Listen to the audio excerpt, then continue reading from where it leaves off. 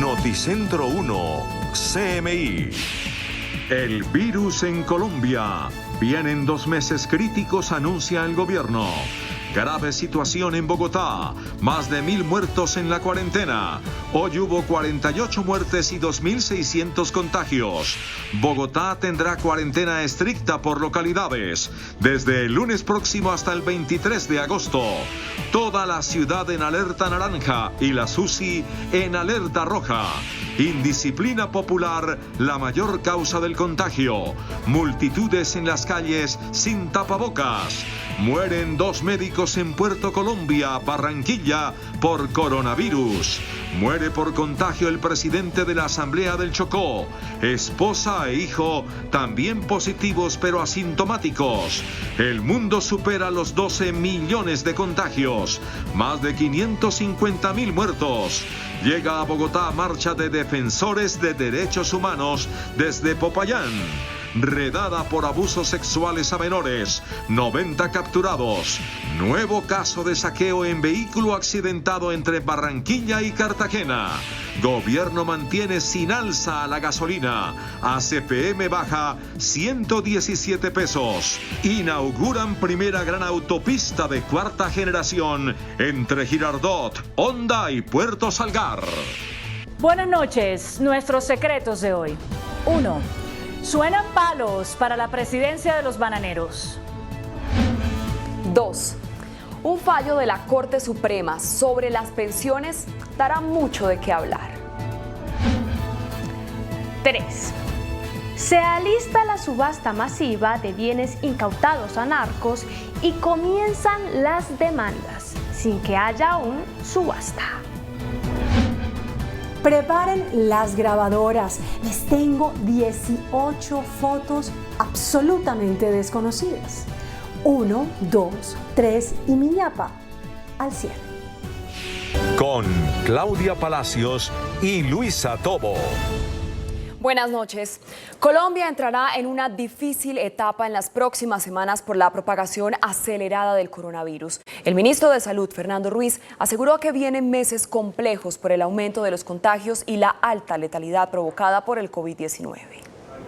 En 2 escenarios distintos, el ministro de Salud, Fernando Ruiz, se refirió a la gravedad de la situación que está por enfrentar el país por cuenta del coronavirus. Primero lo hizo al término de una reunión con la alcaldesa de Bogotá, Claudia López. La ciudadanía entender que en esto nos la jugamos todos porque estos 2 meses que están por venir van a ser meses complejos en los cuales, si todos colaboramos, podremos tener un mucho mejor desempeño en la situación, en el reto que nos plantea esta epidemia. Horas después, el ministro Ruiz expidió este comunicado desde Montería, una de las ciudades de la costa con mayor crecimiento de contagios, en el que anuncia que se ejecutarán bloqueos en sectores y barrios para tratar de aislar a las personas que tienen contacto o han sido contagiadas y reducir la expansión para atender de manera más adecuada a las personas en los centros hospitalarios. Asimismo, esta noche en su habitual programa televisivo, el presidente Iván Duque afirmó que hay grandes ciudades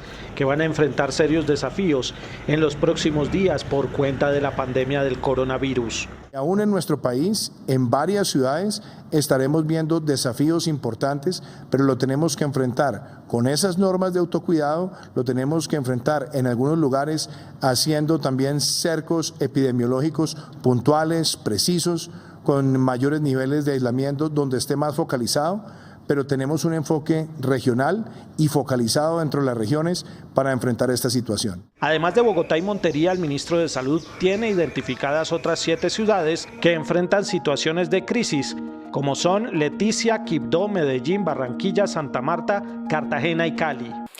Y Bogotá presentó un nuevo récord de 24 horas, tanto de muertos como de contagiados con COVID-19. Los muertos suman más de 1.000 y los contagiados más de 45.000. En el último día hubo reporte de más de 2.600 nuevos contagios.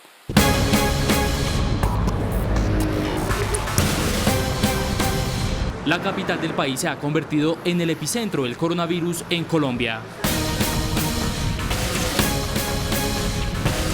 En Bogotá hay más de 7 millones de personas distribuidas en 20 localidades. De esa gran cifra de habitantes se ha confirmado que 45.016 personas son portadoras del COVID-19, la cifra más alta en el país, y es que en solo un día como hoy se confirmaron 2.667 contagiados. Quiere decir que en promedio cada minuto 2 capitalinos se infectan. El comportamiento individual sigue siendo la medida más efectiva para frenar la propagación del virus y sobre todo en nosotros mismos o nuestros familiares. Recordar el uso de tapabocas correcto, la higiene de manos, protección ocular y el distanciamiento físico de otras personas. La cifra de fallecidos en Bogotá superó este viernes los 1.000 decesos. En 24 horas se confirmó que 48 personas murieron. La alcaldesa de Bogotá, Claudia López, afirmó que el mayor número de contagios este viernes en Bogotá fue en amas de casa. Las personas más jóvenes están trayendo el contagio a la casa. El mayor número, por orden de actividad, el mayor número de personas contagiadas hoy en Bogotá son amas de casa. ¿Quién trajo el contagio a casa? El resto de sus familiares más jóvenes. ¿Quién termina corriendo el riesgo de mortalidad? Ellas. Por localidades donde se presentan más contagiados son Kennedy con 7.639 infectados, Suba con 4.249, Bosa con 4.128 y Ciudad Bolívar con 3.385 contagiados. Bogotá tendrá una cuarentena estricta por localidades a partir de este lunes y hasta el 23 de agosto. La alcaldesa Claudia López informó que la capital entra en alerta naranja y señaló que se declara la alerta roja en las unidades de cuidados intensivos debido a la alta ocupación que ya supera el 85%. Las primeras localidades que entrarán en cuarentena desde este lunes y hasta el 26 de julio son Ciudad Bolívar, San Cristóbal, Rafael Uribe Uribe, Chapinero, Santa Fe, Usme, Mártires y Tunjuelito. Solo en estas zonas hay 12.647 contagios. La idea es que 2.500.000 personas se queden en sus casas. Es como cerrar una Medellín cada 15 días. Ese es el desafío de lo que tenemos que hacer. El segundo turno será para Bosa, Kennedy, Puente Aranda y Fontibón. Estas localidades estarán en cuarentena entre el 27 de julio y el 9 de agosto. Y el último grupo, Suba, Engativá y Barrios Unidos, que irán a aislamiento entre el 10 de agosto y el 23 del mismo mes. Absolutamente todo va a estar cerrado.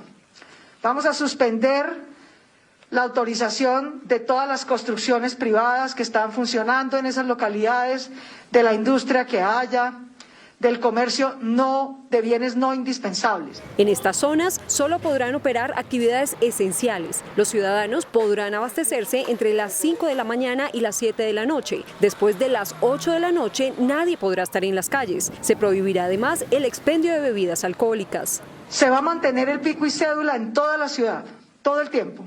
Vamos a tener abiertas solamente los temas de abastecimiento, como al principio. Solo una persona va a ir a comprar los víveres, una persona por familia, y regresa. Toda la ciudad a partir del lunes entrará en alerta naranja y la SUSI en alerta roja por la elevada ocupación que ya llega al 85%. Es absolutamente imposible pasar el pico del contagio con 6 o 7 millones de personas movilizándose. Este fin de semana, la alcaldía mantendrá el piloto para ciclistas en el Parque El Tintal y en el velódromo de la 1 de Mayo. Para el ascenso a patios y Alberjón habrá pico y cédula. Y el presidente Iván Duque apoyó las medidas de Bogotá para regresar a cuarentenas estrictas por localidades y agregó que su gobierno trabajará con otros gobernantes locales para tomar medidas que protejan la salud de los ciudadanos.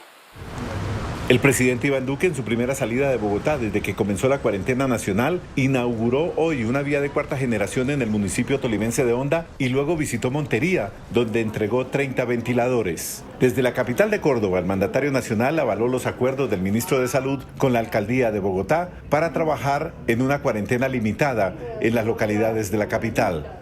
Donde se acompañaron medidas con las autoridades de la ciudad capital con el fin de hacer controles epidemiológicos en localidades y de hacerlo para seguir quitando velocidad exponencial y recuperando vida productiva.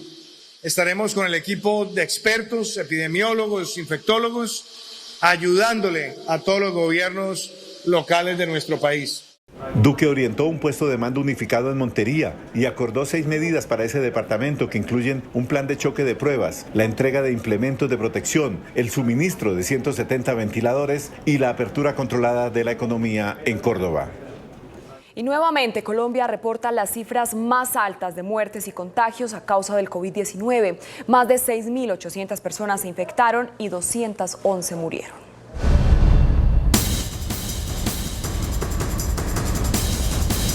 Este viernes se presenta nuevamente la cifra más alta de personas detectadas con coronavirus COVID-19. Se rompió la barrera de los 140.000 casos. Hoy el Ministerio de Salud confirmó que 6.803 personas se contagiaron, lo que demuestra que la velocidad de transmisión cada día es mayor.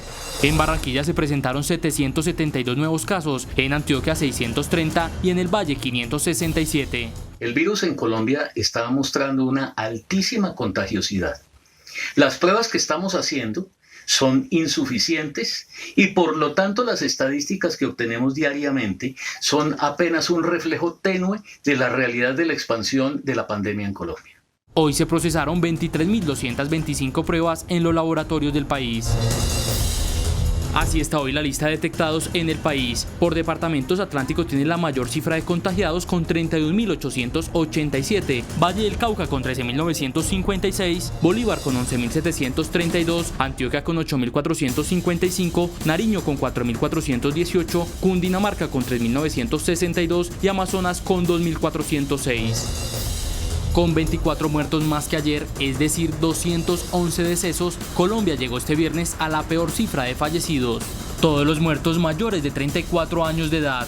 En los últimos 4 meses y por el COVID-19 han muerto en el país 4.925 personas. Recordemos que si no hay prevención, de acuerdo a proyecciones del IHME, para la tercera semana de julio podríamos tener 300 fallecimientos diarios y para la primera de agosto 500. Prevengamos con responsabilidad y autogestión. La cifra de recuperados llegó a los 58.800 con otros 2.528 de este viernes. Noticentro 1 CMI recorrió las localidades que regresarán a cuarentena estricta a partir de este lunes.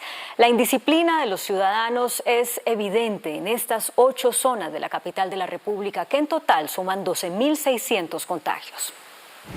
Así se ven algunas localidades que entrarán en cuarentena estricta este lunes. La indisciplina es evidente, calles abarrotadas de gente, sin distanciamiento social y uno que otro sin tapabocas o usándolo mal. Más que todo aquí no hacen caso, no se cuidan.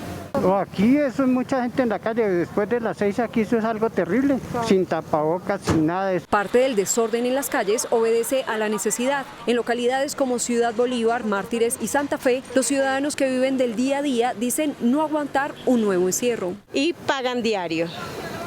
Y si no pagan, los botan a la calle. ¿Y si no trabajan? Y si no trabajan, no comen. Yo puse el trapito rojo, ahí se puso blanco, porque nunca me llegó un grano de arroz a la puerta de mi casa. Los vendedores ambulantes no podrán salir y todo el comercio no esencial como misceláneas, venta de ropa, zapatos, peluquerías, manufactura, entre otros, tendrán que volver a cerrar. Si nos van a exigir cerrar los comercios, que también se vean las famosas ayudas. Tenemos mucha mercancía vencida, productos que ya las empresas no nos quieren cambiar. Súper sorprendida con la decisión que tomaron porque nos agarran fuera de base. La cuarentena estricta empezará este lunes 13 de julio en 8 localidades del sur y centro de la ciudad. Los gremios económicos en Bogotá se declararon preocupados por los efectos económicos que tendrá la nueva cuarentena sectorizada ordenada por la alcaldía. Indican que la medida provocará millonarias pérdidas y el cierre de más empresas.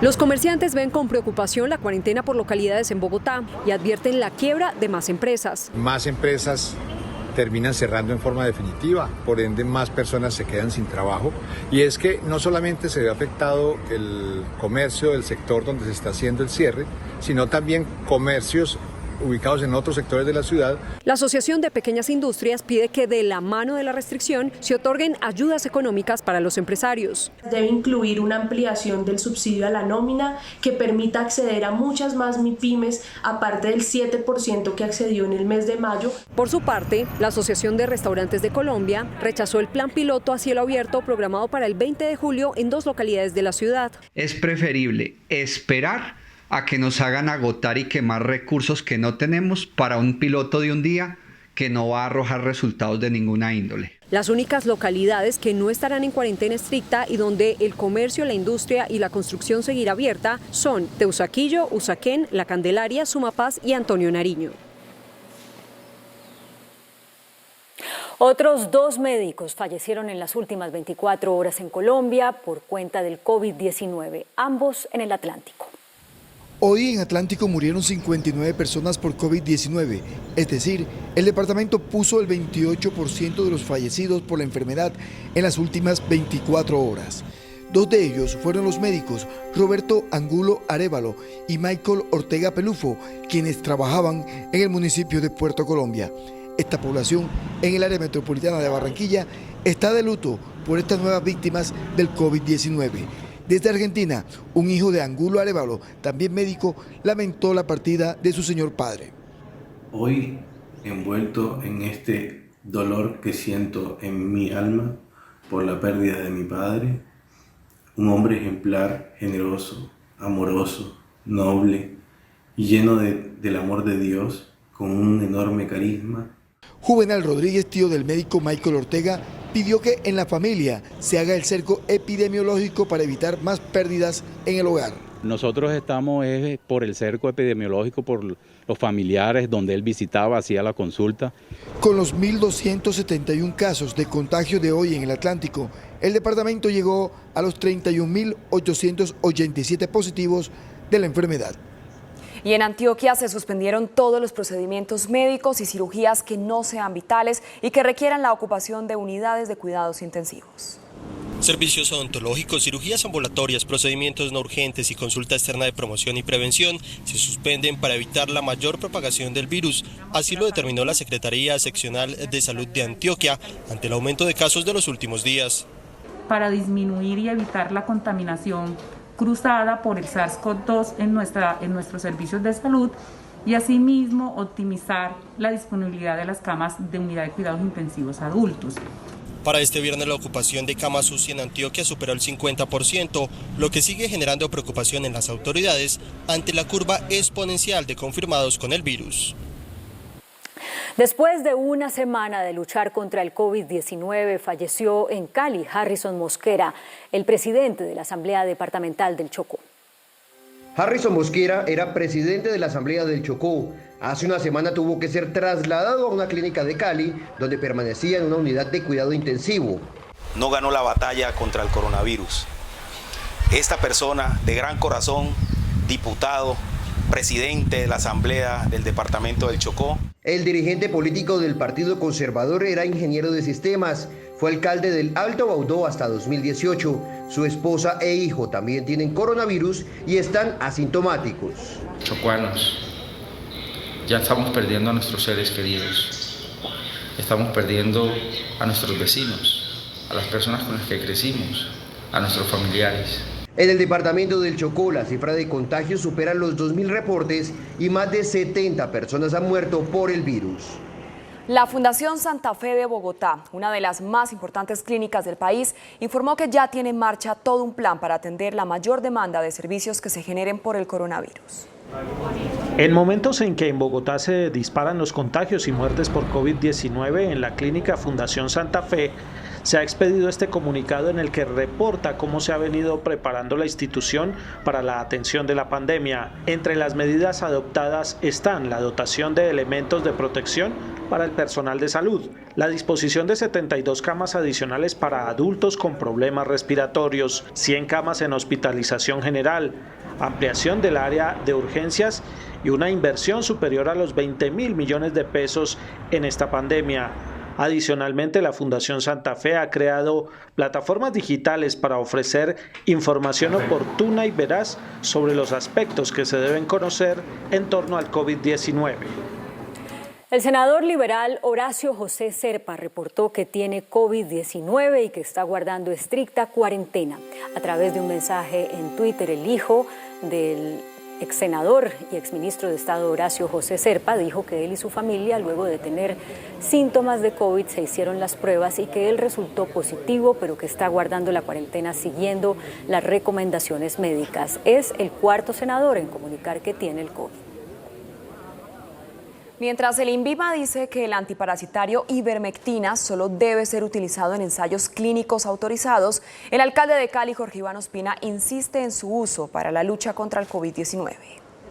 El alcalde de Cali, Jorge Iván Ospina, insiste en el uso del antiparasitario para disminuir las complicaciones en pacientes con COVID-19 y sobre la advertencia del INVIMA, asegura que la recomendación está sustentada con análisis de expertos. Nosotros queremos decir y seducir al INVIMA y darle a conocer que ya hay estudios aprobados en la ciudad de Cali para adelantar los ensayos clínicos de la ivermectina en nuestro territorio.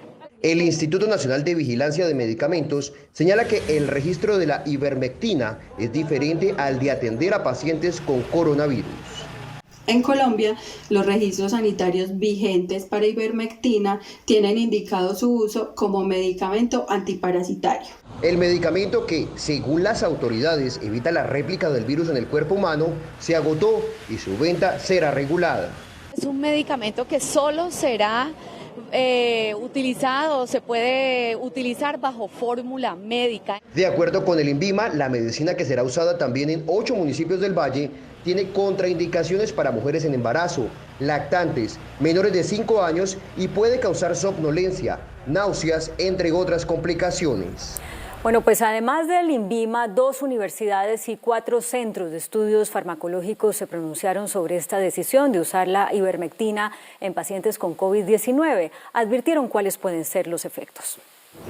Las universidades del Rosario y del Bosque, junto con la Asociación Colombiana de Farmacovigilancia, advirtieron en un comunicado que la ivermectina no está aprobada en Colombia para el manejo del COVID-19. A la fecha no se cuenta con evidencia de estudios clínicos controlados que avalen su uso en esta indicación. Consideramos que a la fecha no hay evidencia clínica de buena calidad que soporte el uso de este medicamento en COVID-19. Originalmente es contra parásitos. En este momento, por su gran demanda, está completamente agotado. Además, precisan los especialistas que la ivermectina posee riesgos de provocar efectos adversos, como por ejemplo confusión, vértigo, náuseas y vómito. Con una velatón en memoria de los más de 250 líderes asesinados, terminó esta noche la primera jornada en Bogotá de los defensores de derechos humanos que marcharon desde Popayán hasta la capital del país. Luego de 17 días de caminar desde Popayán llegaron a Bogotá decenas de defensores de derechos humanos, entre ellos afrodescendientes, indígenas y excombatientes de las FARC. La caminata por la dignidad, como fue denominada, llegó con un único propósito. Estamos para hacer unas exigencias al Estado sobre el respeto a la vida de nuestra gente, de nuestra guardia, de nuestros líderes, de nuestros mayores de la medicina que los están masacrando día a día. Venimos manifestándonos en esta protesta por nuestros derechos, los derechos humanos, que nos respaldan a todos y todas, y que a diario se vulneran, y que a diario no se respetan, y que el Estado responde con muerte. A las 8 de la mañana llegaron a Soacha, Cundinamarca, donde inició la caminata por toda la autopista sur. Luego tomaron la avenida Villavicencio para llegar a la avenida Caracas. Luego tomaron hacia el norte hasta la calle Primera, donde subieron e hicieron un plantón en el Hospital San Juan de Dios. Nos están matando porque ahora es un delito ser líder social, ya no se puede representar una comunidad porque ya es malo, todo es un problema. A las 3 de la tarde siguieron el camino por la carrera 10ª al norte para subir por la calle 19 hasta la carrera 4ª, donde murió Dylan Cruz y donde hicieron un homenaje.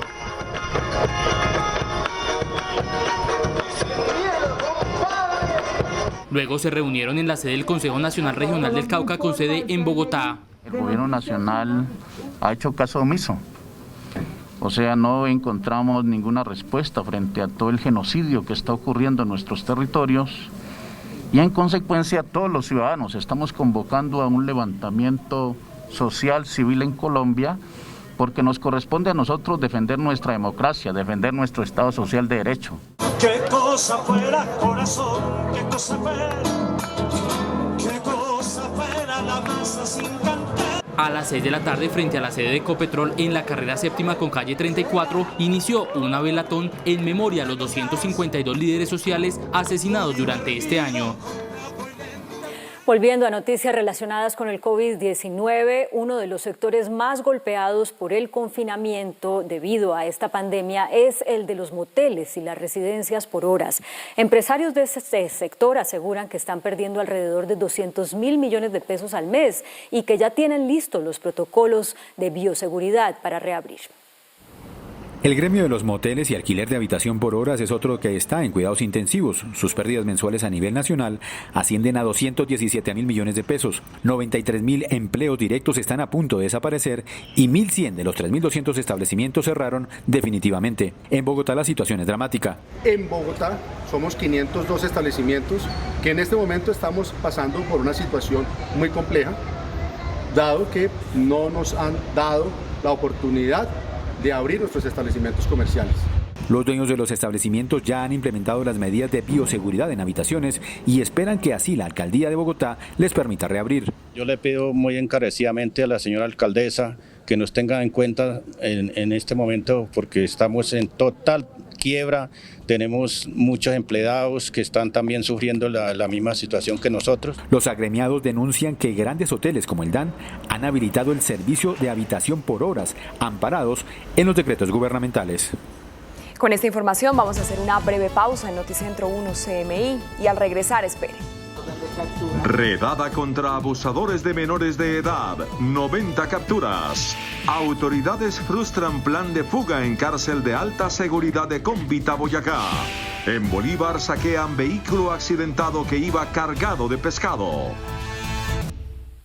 La Fiscalía y la Policía llevaron a cabo una redada contra abusadores sexuales de menores de edad. 90 personas fueron capturadas.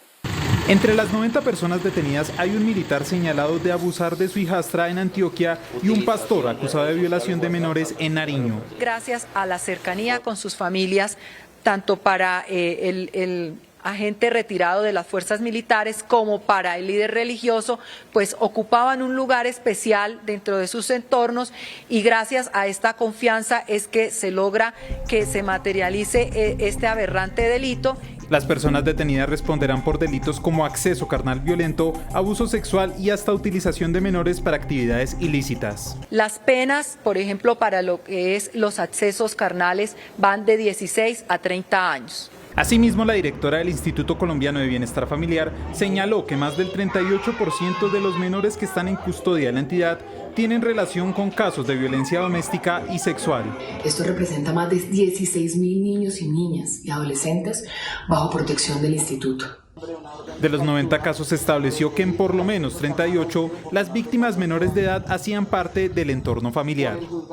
La Fiscalía le notificó al exministro y exnegociador de paz Álvaro Leiva que sus comunicaciones fueron interceptadas ilegalmente durante más de 5 meses en el año 2013.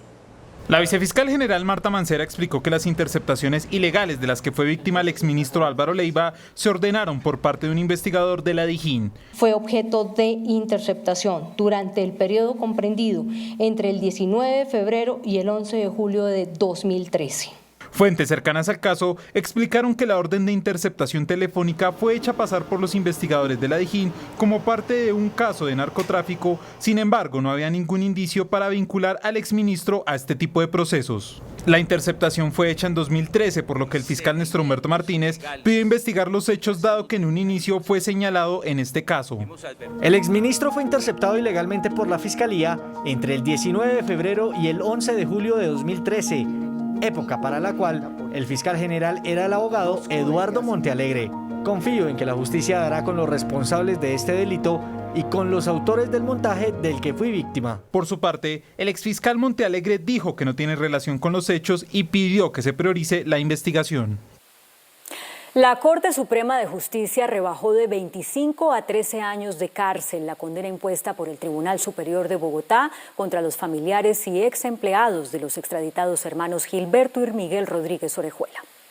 Los familiares de los capos del extinto cartel de Cali, los hermanos Gilberto y Miguel Rodríguez Orejuela, fueron condenados en marzo del año pasado a 25 años de cárcel por lavado de activos. Ese fallo fue proferido por el Tribunal Superior de Bogotá al revocar una sentencia inicial absolutoria de un juzgado especializado. La Corte Suprema de Justicia, al resolver un recurso de impugnación presentado sobre el fallo del tribunal, concluyó que no se motivó el aumento de las penas y como tal resultaba necesario corregir. Ahora la sentencia de la Sala Penal de la Corte fue fijada en 13 años de cárcel para cada uno de ellos y al pago de 12.875 salarios mínimos mensuales, equivalentes a 11.300 millones de pesos. El fallo cobija a Amparo Rodríguez, Alfonso Gil, Soraya Muñoz Rodríguez, Claudia Rodríguez, Luz Estela Pérez, Pedro Arboleda, Pablo Daza, Tiberio Fernández, Ricardo Calderón Ascanio, Jesús Nazaike, Consuelo Duque, Jairo Serna, Diego Durán y Gonzalo Rueda. Finalmente, 9 empleados de Drogas La Rebaja fueron absueltos por la Corte tras encontrarse que no tenían conocimiento de los hechos ilícitos. Ante la Fiscalía se denunció un intento de fuga descubierto por el IMPEC en la cárcel de alta seguridad de Cómbita, Boyacá. Un túnel se estaba construyendo en el patio donde permanecen guerrilleros del ELN y de las disidencias.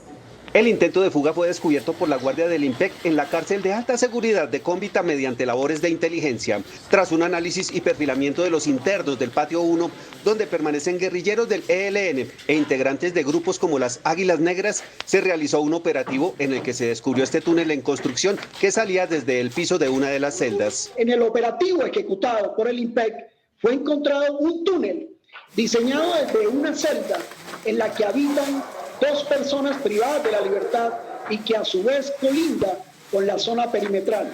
En el operativo a cargo de un grupo especial del IMPEC se hallaron 126 bolsas usadas para empacar pan, repletas de arena y con escombros extraídos del túnel. Al parecer, los internos estaban deshaciéndose de esos desechos por los sifones del agua. Fueron halladas 126 bolsas que son utilizadas normalmente para empacar pan, pero que a su interior se encontraron tierra y escombros. Toda la información y los elementos de este intento de fuga fue enviada hoy mismo a la Fiscalía. El partido Alianza Verde propuso al senador Iván Marulanda como próximo presidente del Congreso de la República. Según los congresistas de la Alianza Verde, elegir al senador de Cambio Radical Arturo Char, a quien investiga la Corte Suprema de Justicia, no constituye un buen mensaje para el país. Esta noche, Iván Marulanda aceptó la postulación a la presidencia del Congreso. Vamos a devolverle el Congreso al pueblo. Vamos a regresarlo al cumplimiento de sus deberes constitucionales. Ese cambio empieza ahora, cuando senadoras y senadores libres e inconformes me han ofrecido su respaldo para ser elegido presidente del Senado el próximo 20 de julio. El senador Iván Marulanda fue uno de los más fieles escuderos del inmolado Luis Carlos Galán y se salvó en varias ocasiones de ser asesinado por el cartel de Medellín. La ex senadora Piedad Córdoba anunció su retiro definitivo de la política. La excongresista y ex candidata presidencial antioqueña asegura que tomó la decisión decepcionada por la forma en que se hace política en el país. Córdoba fue clave en la liberación de los secuestrados por las FARC y en las negociaciones de paz con ese grupo guerrillero. La Comisión de la Verdad le exigió al exministro de la Defensa, Juan Carlos Pinzón, que se retracte de las declaraciones en las que aseguró que la mayoría de los comisionados tienen afinidad o nexos con grupos armados. El padre Francisco de Rú, presidente de la comisión encargada de escribir los textos sobre el conflicto que quedarán para la historia, rechazó el señalamiento de Pinzón. Esta afirmación es contraria a la verdad, deslegitima a la institución y pone en peligro la vida de los comisionados. Asegura que todos los comisionados rechazan la lucha armada. El pronunciamiento contra los comisionados es una típica estigmatización lanzada sin medir consecuencias y que eleva la probabilidad de homicidios en los territorios. Estas fueron las palabras textuales de Juan Carlos Pinzón. El país requiere verdad y reconciliación. La Comisión de la Verdad no es creíble para toda la sociedad, tiene visión sesgada. Mayoría de los comisionados registran afinidad ideológica o nexos con grupos armados. Se debe ampliar e incorporar nuevos miembros que den balance y confianza. La JEP y la Unidad de Búsqueda de Desaparecidos respaldaron el trabajo de la Comisión de la Verdad. Un camión cargado con pescado y que se accidentó en la vía Cartagena-Barranquilla fue saqueado por habitantes de la zona. Tras estallarse una de sus llantas traseras, el camión que transportaba 950 kilos de pescado hacia la capital del Atlántico se volcó entre los corregimientos de Arroyo Grande y Arroyo de Piedra. Con machetes y armas cortopunzantes, la multitud saqueó el automotor. La comunidad, en vez de ayudarlo como tal al conductor, lo agrede con armas cortocontundentes. Le exigen que abra el furgón, él se niega, por supuesto. Proceden a destruir la carrocería del furgón y a extraer los elementos que allí se encontraban. En los videos se puede observar cómo la turba viola todas las medidas sanitarias e ignora la presencia de los pocos uniformados que llegaron en principio al lugar. Papi, el carro no es de empresa, el carro es de él. La Policía Nacional en el día de hoy captura a 2 personas de manera administrativa, como lo establece el artículo 28 de la Constitución. Cabe destacar que no es la primera vez que sucede una situación similar en esta vía y frente a eso las autoridades señalan que este tipo de casos que ocurren en el área rural, el tiempo para llegar juega un papel en contra. Fuerzas militares confirmaron que desmovilizados de las FARC que tienen proyectos productivos en el Meta están siendo amenazados por disidencias de esa guerrilla.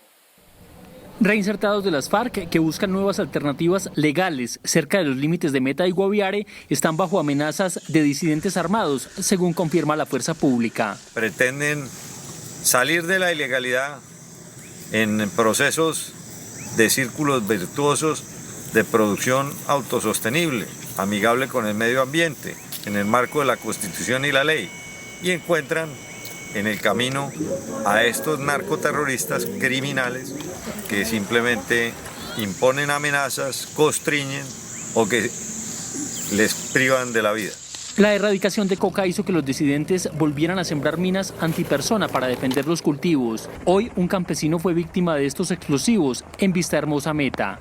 Lastimosamente hoy cayó un campesino en una mina, le fueron amputadas sus 2 piernas, ahora se está luchando para salvarle la vida, ya está siendo transportado de la vereda San José a Villavicencio para salvar su vida, pero es una mina de las que están sembrando los que siembran coca también. Según el ejército, la disidencia de las FARC en esta región está conformada por unos 400 hombres armados. El Ministerio de Minas mantuvo el precio de la gasolina para el mes de julio y rebajó 117 pesos el valor del galón de ACPM. De acuerdo con el Ministerio de Minas y Energía, los precios de la gasolina se mantendrán estables a partir de la fecha, pese al alza que se viene registrando en la cotización internacional del petróleo. El promedio nacional se ubica en 7.998 pesos para el galón de gasolina, mientras que para la CPM, que registró una reducción de 117 pesos, el costo por galón será de 8.035 pesos. Para el caso de Bogotá, la referencia permanece en 8.286 pesos el galón y el ACPM baja a 8.238 pesos. Con ello, el gobierno mantiene alivios en el mercado de los combustibles desde que inició la emergencia sanitaria por el coronavirus. En lo corrido del año, el precio de gasolina ha bajado 1.271 pesos por galón, mientras que en el mismo periodo de 2019 había subido en promedio 169 pesos. El presidente de la República, Iván Duque, en compañía de la ministra de Transporte, Ángela María Orozco, inauguraron la vía Girardot-Honda-Puerto Salgar, una primera vía de 4ª generación con la que cuenta ahora el país.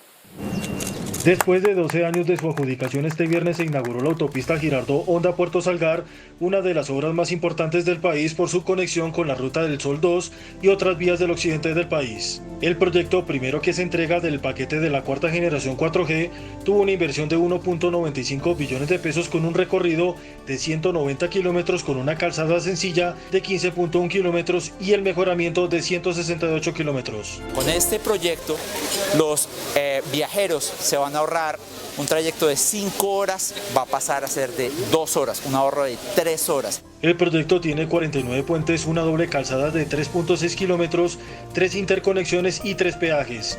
El funcionario destaca la recuperación de la infraestructura del país. Estamos hablando de un avance promedio de 42% que logramos en 2 años.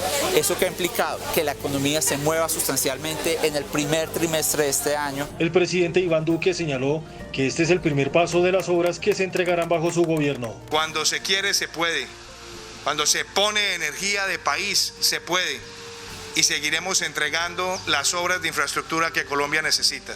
Este año se entregarían 2 obras más, Barranquilla-Cartagena y Pacífico 1 en Antioquia.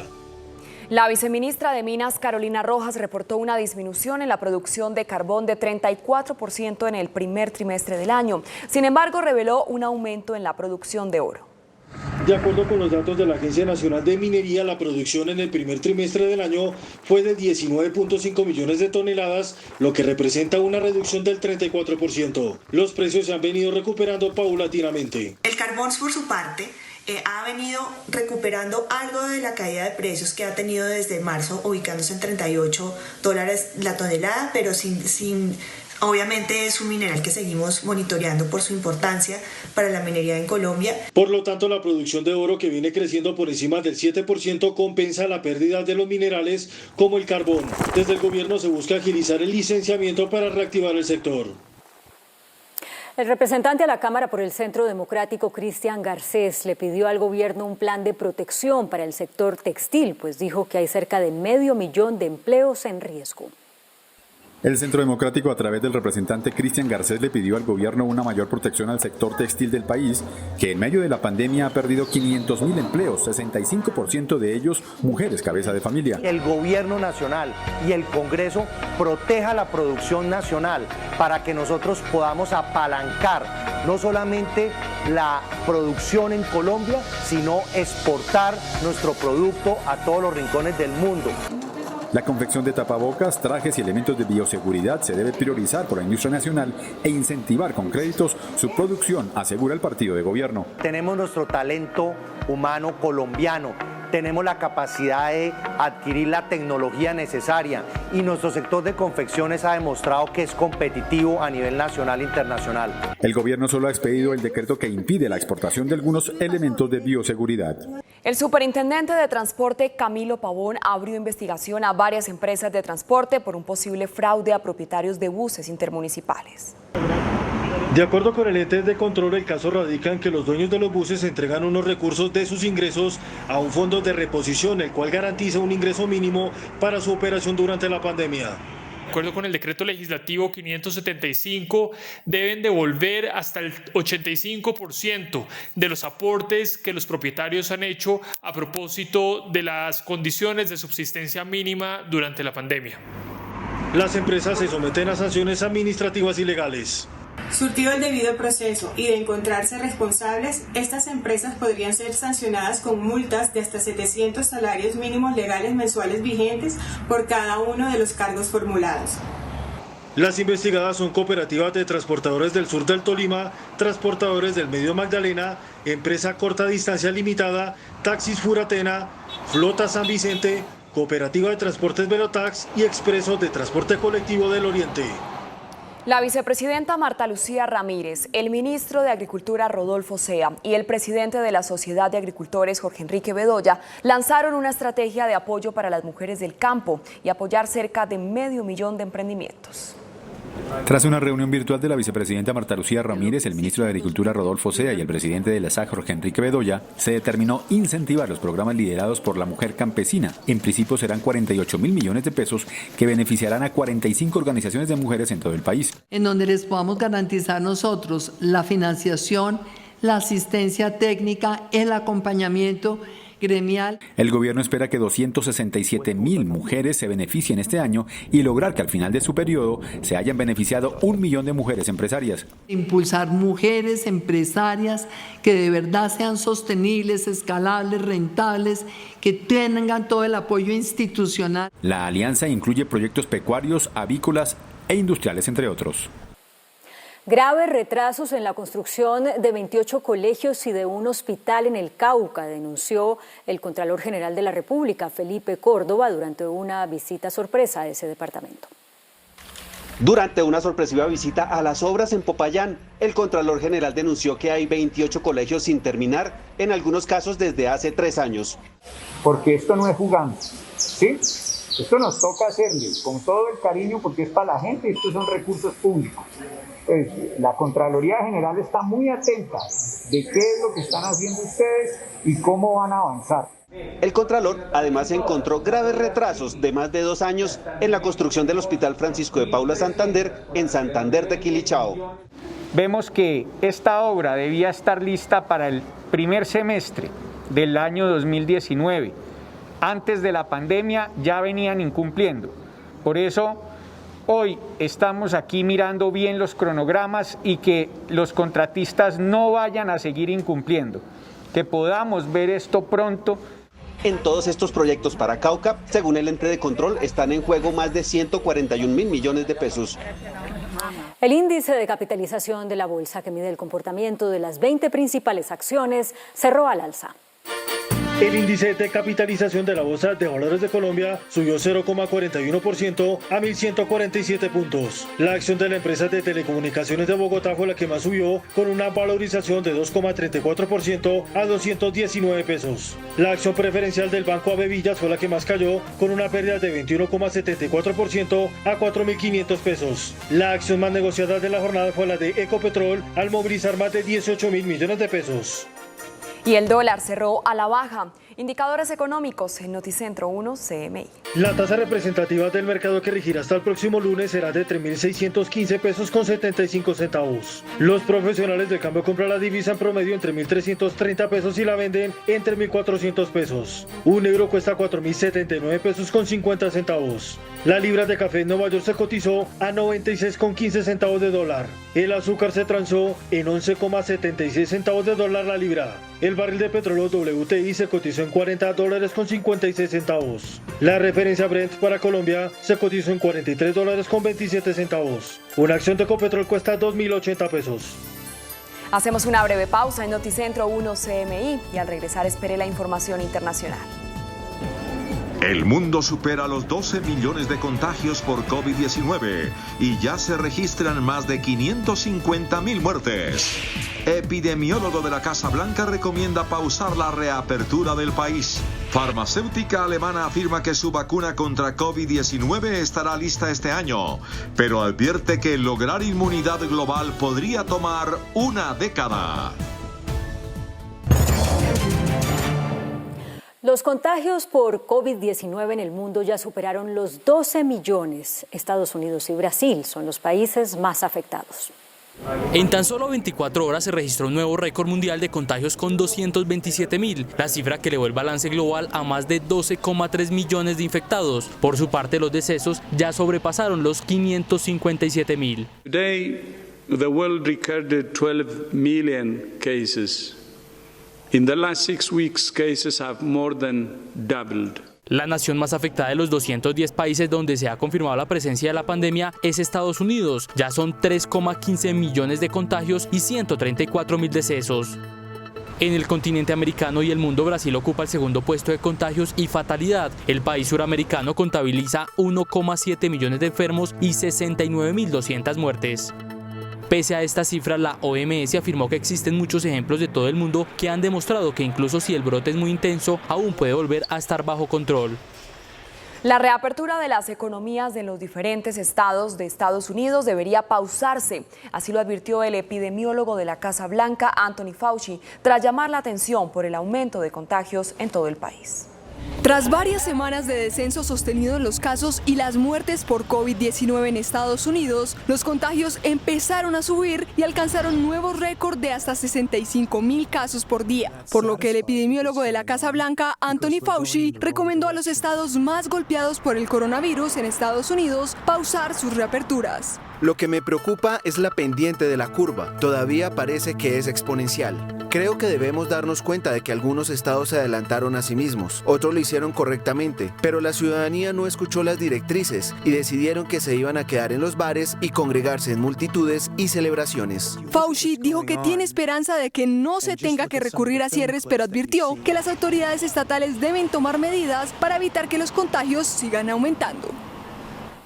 La Organización Mundial de la Salud envió una misión a China para esclarecer el origen del COVID-19 que, según Pekín, inició en un mercado de Wuhan, pero que Estados Unidos insiste en que fue fabricado en un laboratorio.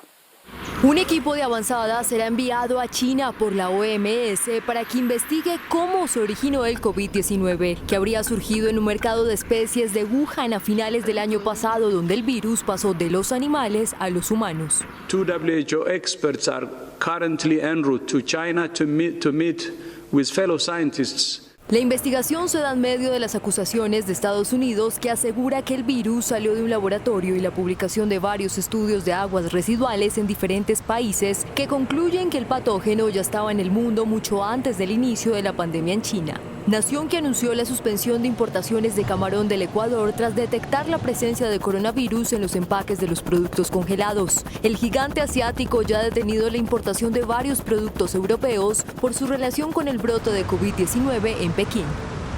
La vacuna del COVID-19 estará lista para fin de año, pero la inmunidad global al virus podría tomar una década. Así lo aseguró la firma alemana BioNTech, que desarrolla una vacuna para combatir la pandemia. La compañía afirmó que solo se acabará con el virus cuando más del 90% de la población tenga inmunidad. Y a raíz de la crisis económica derivada de la pandemia del COVID-19, alrededor de 12.000 personas podrían morir de hambre diariamente. Eso es lo que revela un análisis de la organización Oxfam, que asegura que la inseguridad alimentaria en la que quedará el mundo superará la cifra de decesos provocados por la misma pandemia. Y por un rebrote de COVID-19, Hong Kong decidió cerrar de nuevo todas las escuelas del país. La orden se hará efectiva desde el próximo lunes, adelantando así el inicio de las vacaciones de verano.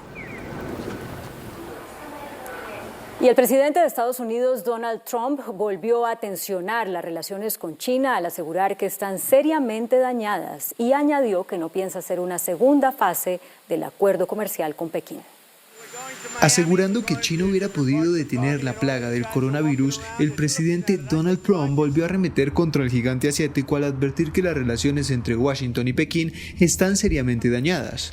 Y en una nueva ofensiva económica, el mandatario dijo que no está considerando una segunda fase de un acuerdo comercial con China, pese al entendimiento al que habían llegado las dos potencias tras 2 años de guerra comercial. El republicano ha agudizado sus ataques contra la nación asiática a la par del implacable avance del coronavirus en Estados Unidos, y de hecho hace apenas unos días acusó a Pekín de causarle un gran daño al mundo con el que llamó virus chino. Se conoció el contenido de la carta que dejó el alcalde de Seúl, Park Won-sun, antes de suicidarse. En la misiva da sus sentidas disculpas y pide ser cremado tras su muerte. Un asesor del alcalde de Seúl, Park Won-sun, reveló el contenido de una desgarradora nota de suicidio que se encontró sobre el escritorio del despacho del funcionario antes de su desaparición y posterior muerte. Me disculpo con todo el mundo. Doy las gracias a todos los que han estado conmigo en mi vida. Siempre lo sentiré por mi familia, a quien solo he dado dolor. Por favor, incineren mi cuerpo y esparzan las cenizas en la tumba de mis padres. Adiós a todos. El cuerpo sin vida de Park, quien presuntamente iba a enfrentar a una investigación por acoso sexual, fue hallado tras un gran despliegue de búsqueda en el que participaron unos 770 efectivos de la policía, perros y drones.